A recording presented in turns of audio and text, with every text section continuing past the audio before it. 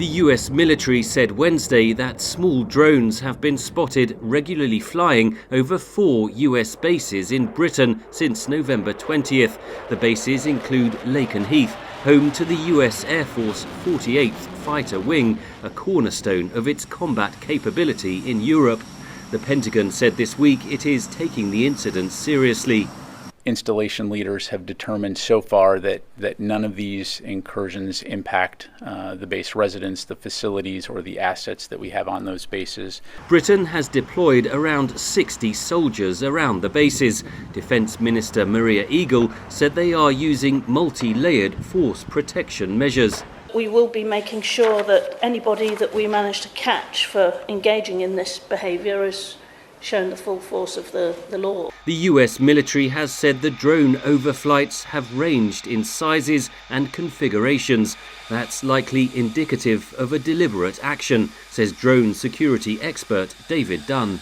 The most obvious thing is that these are disruptive practices and that they actually force the airfield to operate in a different way, to suspend air operations. Dunn says US adversaries could use the drones for other purposes, like gathering intelligence on the number of fighter jets and where they are based.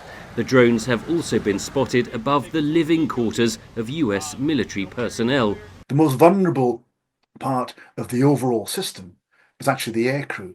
And so if you can identify where they live by following them home into onto their married quarters, you can identify where you can actually break the weakest part of that chain. The Times of London reports that authorities have not ruled out Russia as the culprit.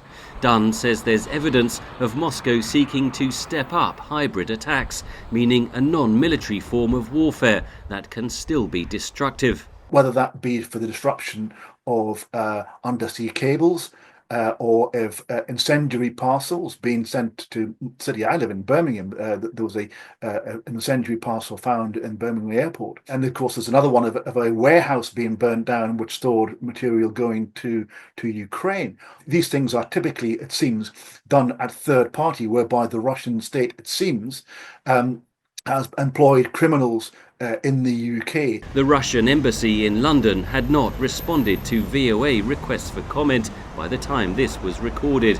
Moscow has previously denied any involvement in hybrid attacks on the West. Henry Ridgwell, VOA News.